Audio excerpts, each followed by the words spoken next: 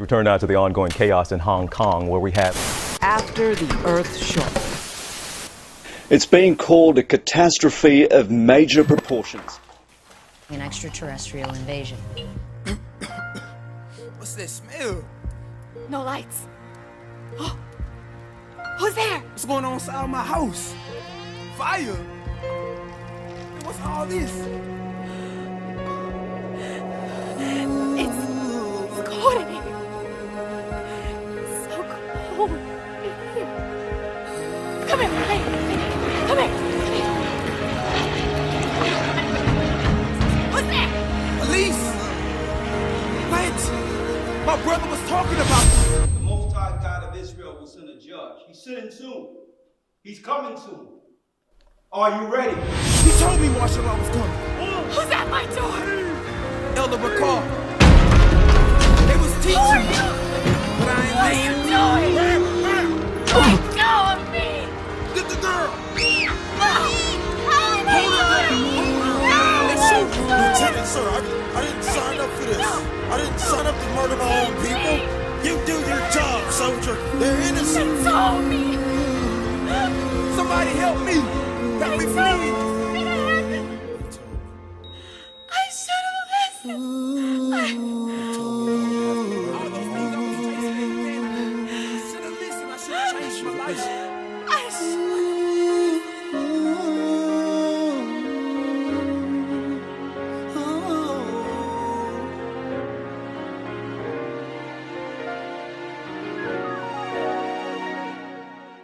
The sky's no longer blue. Send your angels to pull us through. See what your world's come to, and it's plaguing us all since the fall. Lord, I know we must be strong through it all, and I know we must endure, 'cause we served too long, but now it's over. A strong wind coming, there's trouble in this storm. Nowhere to run, no peace, and there's no calm. So tell me, where will you I go? see people, they're running, the hell is coming strong. So tell me, who will stand after the fire's gone? No more society, the storm took everything. No waking from this dream. We must withstand the rain, the rain. Oh Lord, we are your chosen. We must go through it all, and I know we must believe that you can bring us through. I can cross over. A strong wind is blowing. There's trouble in the storm. Nowhere to run, no silence. There's no calm. So tell me, where will you I see people, they're running, the hell is coming strong. So tell me, who will stand after the fire's gone?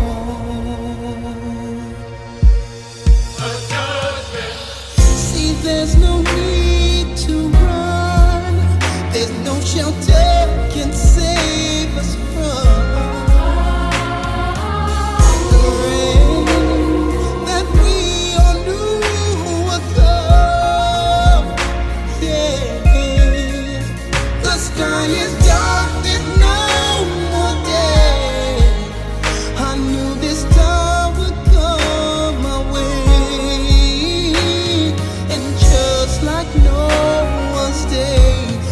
storm has come.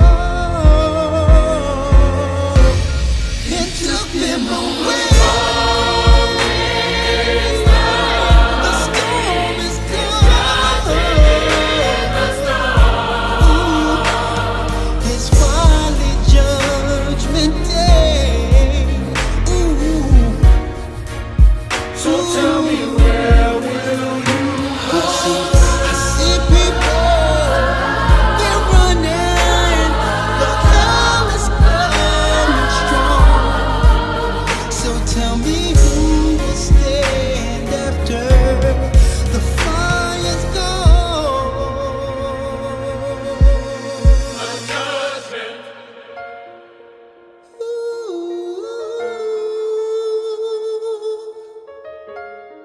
He's in the storm. Who will stand after the fires gone?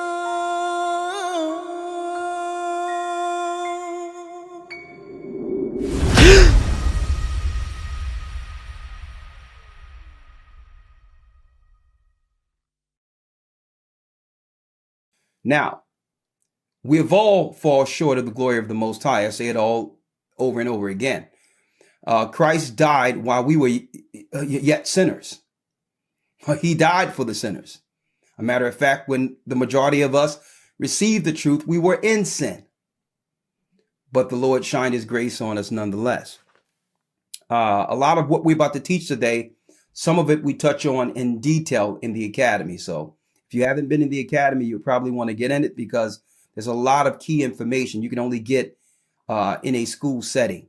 If you want to get into our Hebrew and Bible Academy, hey, send an email and make sure you're in so you in our classes. You need to learn the doctrine, right? Let's go to Hebrews 9:27 real quick. Now, for those who don't believe in hell or believe parts of the Bible and believe that things are allegories and not true and all that, or just parables, and believe that everything like the Bible is just metaphors, you may not want to chime into this. Okay. You may want to turn it off and go someplace else. We're not dealing with the Bible metaphorically. Okay.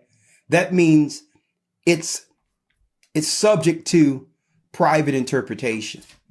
It's subjected to how I view it and want to use it as a metaphor and apply it according to how I feel it should be applied. The Bible is literal. And you learn the fear of the Most High by understanding it literally. If it's metaphorically, it goes into philosophizing. So that's why most people are sinning and falling short and don't care. Yes, they're unrepentant. Why? Because they were told there is no judgment. There is no hell. They was taught to deal with the Bible metaphorically or philosophize and choose the parts that suits them.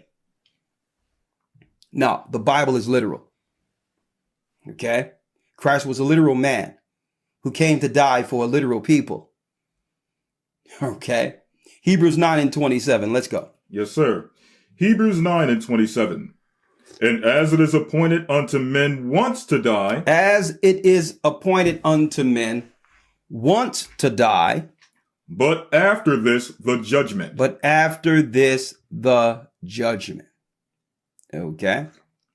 Here's the reality of the matter. Okay. The reality of the matter is that we were all born in this earth and have life. That's the good part. Well, the eventual part is that through our father and mother, Adam and Eve, sin and partaking in the tree of good and evil, they brought forth something new within the earth called death, which is an eventual judgment. It's part of a judgment, which means just like life, it feels good. We can live, we can breathe, we can make choices. Well, the eventual thing about this life, brothers and sisters, is death. Okay? They need to sink in. Okay. That's an eventual. Death is a reality. Okay. When you go past a graveyard, when you go to a funeral, whatever the case might be, when we do this, all of those people that were in that cemetery had life, had choices, okay? Had dreams, ideas. They were just like you, okay? And we can't think death away. It's a reality. It's a serious reality, okay? It's just as real as life. Okay. I need y'all to really understand this. Okay. Death is instant. We're here today. Okay. And have no idea that we'll be called into judgment tomorrow. That's the reality. We only have today. We only have this moment. That's the reality. That's what the Most High would like you to understand. And as it is appointed unto man once to die, read. But after this, the judgment. But after this life, there's a judgment where we'll all stand before the Most High. I'm going to talk about that judgment in a moment. No one escapes this, brothers and sisters. Doesn't matter what you believe, what you think. Okay. The Lord is not going to compartmentalize himself into your idea of what you think he is. Okay. He's not going to be satisfied based on how you feel he should be satisfied or you should satisfy his law. It doesn't work that way. We must find him and follow him. That cut and dry. It's just that cut and dry. And as it appointed unto men once to die, and after this, what? The judgment. The judgment, read. Verse 28. So Christ was once offered to bear the sins of many, and unto them that look for him shall he appear the second time. The how many times? The second time. Come on. Without sin unto salvation. Without sin unto salvation. It is appointed unto man once to die. Then the judgment. Read it again. So Christ was once offered. Once. To bear the sins of many. So there is no reincarnation, brothers and sisters. There's no reincarnation. You don't get like they teach in what you would call Zoroastrian teachings, Persian mythology, Buddhist teachings, that you keep coming back until you realize your mistakes from one life to the next. And eventually you'll have the life, you understand, after coming back, a new creature, that you'll eventually get it down the line. That's a lie. Okay, that was a lie that was introduced in the earth by Satan. There's no reincarnation. Okay, according to the Bible, this is all the life we have. You get one of these. Usually if one believes that he can come back over and over and over again, well, this is the life where he do what? He or she does what? As they will. Mm-hmm. If I can listen, if I know I got about 3-4 more of these, I might as well just wear this one out. Right? It minimizes the fear of the Most High when you believe in reincarnation. It takes away that fear and judgment because you believe that the Most High love you so much. You're so special that you're just going to just disobey him. And he'll still let you by and bring you back in the earth and say, son or daughter, try this again. Not according to the word. Once to die. And after this, the judgment. And it's important that is actually branded in your spiritual psyche here. Right? That judgment was made for a purpose. Okay? That judgment, that hell, that torment that standing before the Most High in judgment was made for a particular judgment in the beginning. We're going to go into it. Let's go to the book of Jude 1 and 14. Now you notice I'm going actually into the New Testament. Okay. Into the books of our disciples, the disciples of Christ. You notice this because they had insight on judgment and what's wrong amongst our people. What's wrong amongst us? There is no judgment. There's no accountability. See, there is no righteous judgment amongst God's people. We can always explain things off or make an excuse and not be accountable for sins of what we've done wrong. Okay. Either we get this together here or, you'll see the Father with this. And if you're used to making excuses, what happens when you're standing before the Most High and can't utter a word? The excuses can work for man.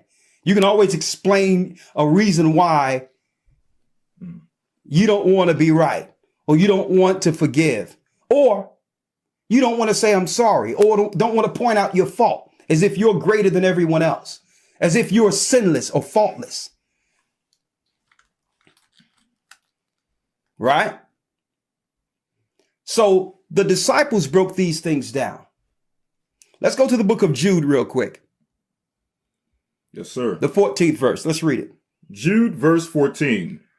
And Enoch also, the seventh from Adam, prophesied of these, saying. And Enoch prophesied of these. He prophesied of what? We're giving you the reason hell was made from the beginning.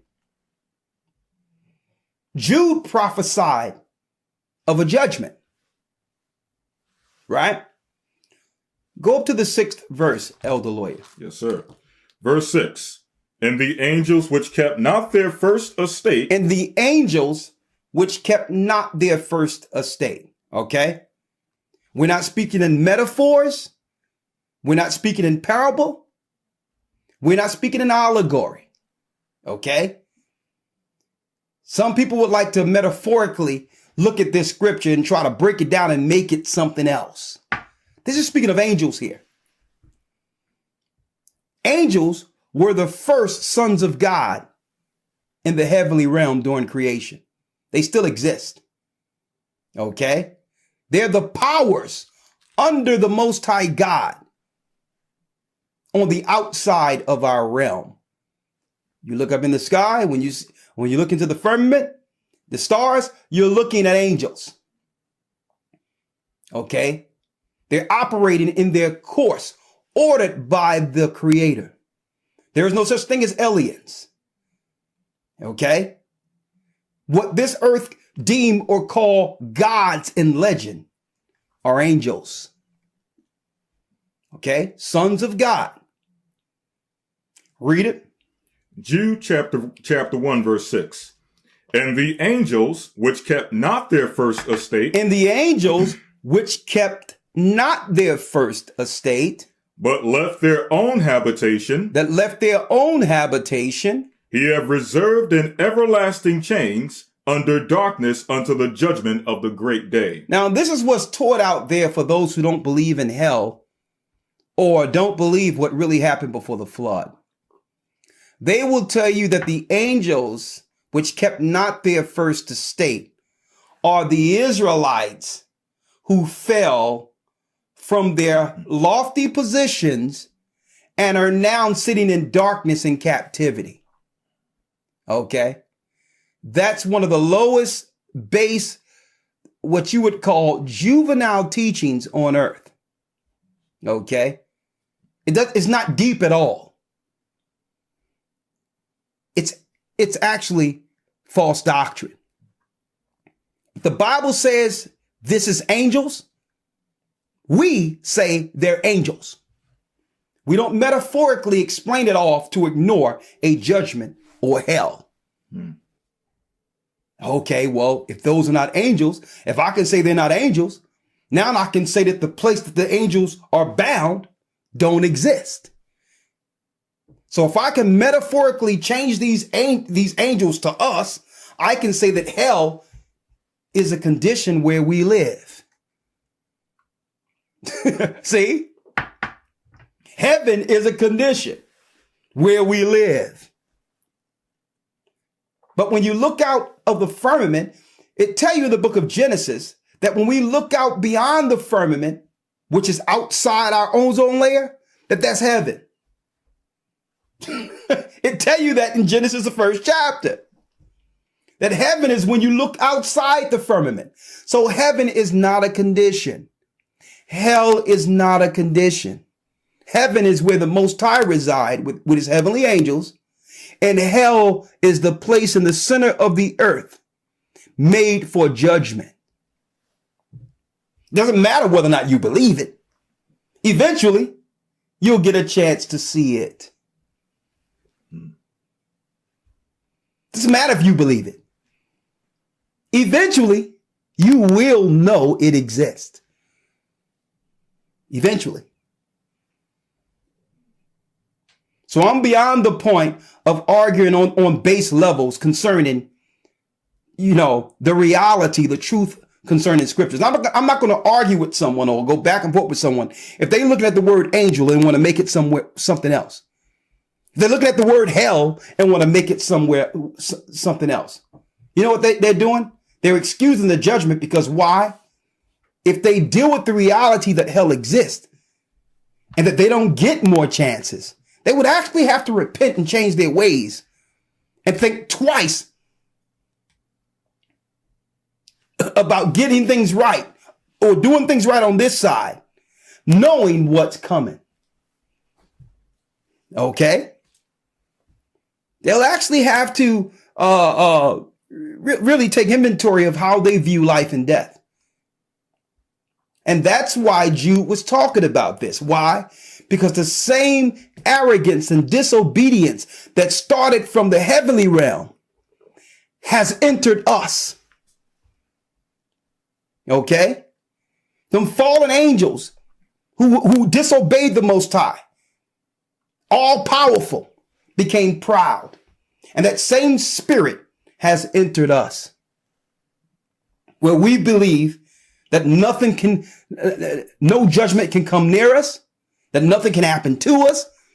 And out of all people, the Most High is going to make an exception for us because we're special. Read it again, Elder Lawyer. Yes, sir. The book of Jude, verse 6. And the angels which kept not their first estate, come on, but left their own habitation, he have reserved in everlasting chains under darkness unto the judgment of the great day. Unto the judgment of the great day. Okay. There in hell, the angels were bound who taught man evil before the flood. Okay. They're in chambers under the earth, suffering a judgment. Okay. That's what hell is. They're bound in prison under the earth until the judgment. All right. Now we can easily explain off scenarios and situations that the History Channel have question marks behind from week to week. Okay. We don't have to wonder, did gods enter the earth? Did gods do this or did gods do that? We don't have to question what's going on with the Great Pyramids. We know about the Great Pyramids. They're a gate to hell. We know why all of the so-called elite powers go to Stonehenge and go to the pyramids to worship. We know the God they are worshiping who's bound there. We know the gods that's over Islam. We know the gods that's over Persian mythology. We know the gods that's over the Roman Catholic Church. Okay, the Most High revealed it all. The judgment starts with them first because why? They're our senior in creation. They were created before man and disobeyed. So the judgment is not just for us, for following them. The judgment is for them, those sons of God first. So the Most High wants us to examine what happened in the heavens and learn from them. When I say learn from them, not their evil ways, use this as a teaching moment to say, well, okay, this is what God do to those who disobey his command and don't appreciate his love and don't appreciate what he's done for you, which is what gave you an essence of himself. The great I am is who he is. He's all in all. Okay. He gave us life out of himself. And he show you what happens when we don't appreciate that essence, that life, that love he has for us. When we scorn and turn on him, he gave those fallen angels as an example for us. Okay, so if you ignore all that happened, then where's the learning? Where's the learning that comes from the things that happened before the flood? Stick with me here. It tell you the angels that sinned, the angels who left their habitation, their first estate, they're where? But left their habitation, he have reserved in everlasting chains under darkness. Under darkness. Unto the judgment of the great day. Unto the judgment of the great day. The great day is the judgment of the Lord. Okay? So we're not the only ones on earth who will be judged. Those that fell before us will be judged. As a matter of fact, their judgment was written before ours. Okay? Let's read it. Let's go back down to Jude. Verse 14. Because it tell you Enoch prophesied of these. Go on. Jude, verse 14. And Enoch also, the seventh from Adam, prophesied of these, saying, Behold, the Lord cometh with 10,000s of his saints, to execute judgment upon all, and to convince all that are ungodly among them of all their ungodly deeds, which they have ungodly committed, and of all their hard speeches which ungodly sinners have spoken against him. This is quote unquote from the book of Enoch. Okay, Enoch chapter 1 verse 9 is what Jude, a disciple of Christ, is quoting verbatim. So Enoch left a testimony, right? So there's more records outside of just our 66 books within the Bible and the 14 within the Apocrypha. Our forefathers had all these records and didn't have a Roman Catholic Church, the fourth beast, canonizing and as an authority teaching us, God's people, what we should or should not read. We were supposed to look to the disciples for what was correct. And the book of Enoch that was found in the Qumran caves is 100% correct. Okay. That doesn't matter. You have other people out there who would go in and try to find little things to try to prove it wrong. But here's the problem. You're doing no different than what Muslims do when they grab the Bible, trying to find little parts and try to find contradictions because they don't believe in it. The whole deal is this. When it comes to the book of Enoch, if it is correct, then you have to change your doctrine. Okay? The same way a Muslim, if he realized the Bible is correct, he has to change his doctrine and renounce Islam. Okay? So that's what don't try to go into the book and find contradictions if you don't believe in it, because you're going to find contradictions. That's what you're looking for. Wisdom is known of her children. A man of wisdom or a woman of wisdom understand wisdom when they read it. Okay, with the proper perspective. All right. Now, I'm going to the book of Enoch real quick. Speaking of hell, the 54th chapter, 1 through 6. Yes, sir. And I looked and turned another part of the earth, turned to another part of the earth. Now, for those who are fairly new and don't know who Enoch was a righteous judge before the flood. Okay? When you read Genesis 6, where the Most High say the sons of God came down and dealt with the daughters of men and brought forth giants or Nephilim during the days of Jared. Well, because of this, the Most High had to make Noah make the ark. There was a celestial, which is an angelic intervention with people that brought forth hybrids outside of the Most High's creation. That's where you get your dinosaurs and all these things. They began to mix birds with land creatures, amphibious creatures with beasts. All of that came from crossbreeding, cross-splicing before the flood. This was taught by fallen angels. Enoch was the righteous during that time. He was a priest of the Most High God before the flood. Okay? So, since this happened during his time or a little after his time, once the evil came to its height, the Most High translated Enoch. What does that mean? He did not see death. The same way what? Elijah, the prophet, was translated, where he was taken directly into heaven without seeing death so that he could be utilized for a specific purpose. Okay? The whole point of it was to do what? To have Enoch, being a righteous judge, to come down and speak to those angels who came down on Mount Hermon and give them the judgment. Okay? To tell them what will befall them for their disobedience and coming to this earth and disobeying the Most High.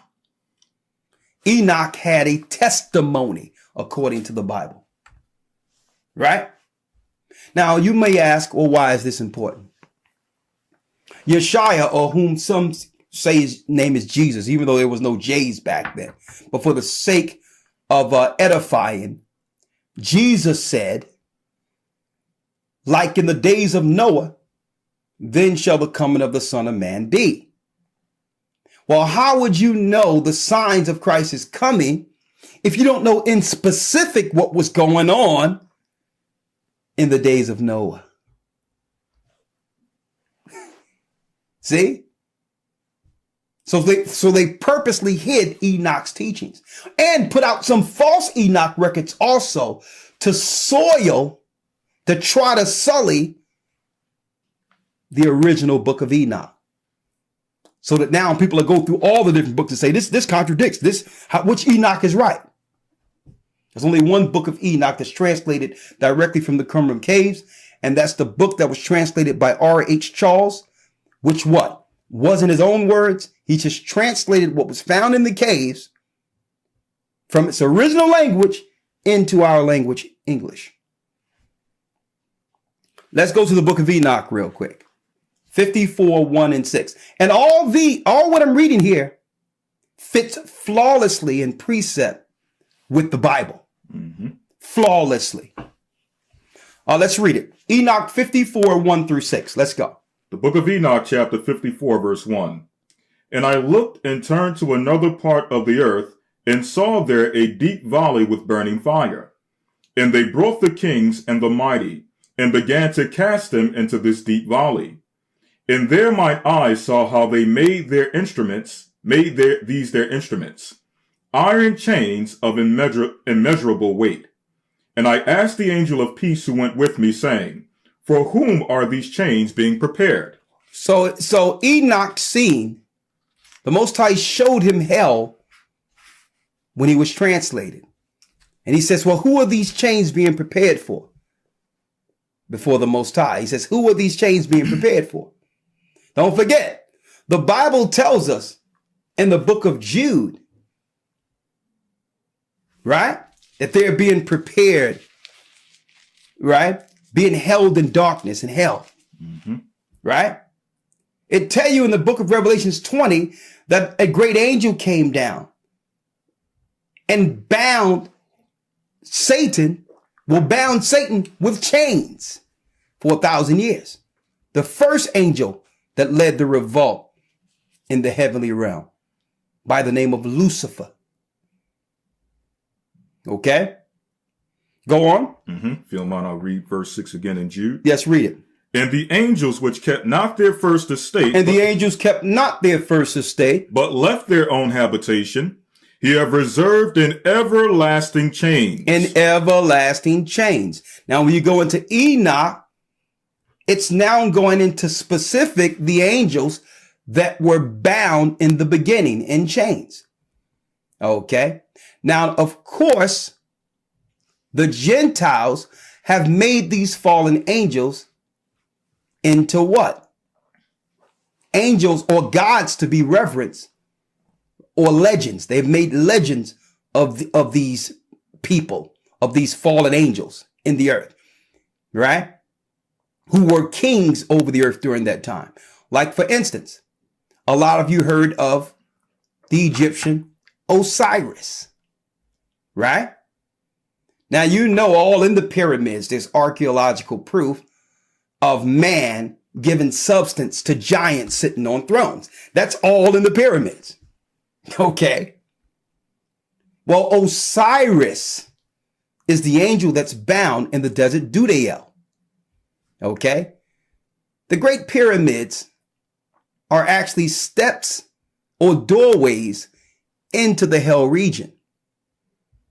Even the Egyptians knows this. And who's bound under a jagged rock under the Great Pyramid? Osiris. Enoch identify his original name, not his Egyptian name, but his original name is what? Azazel.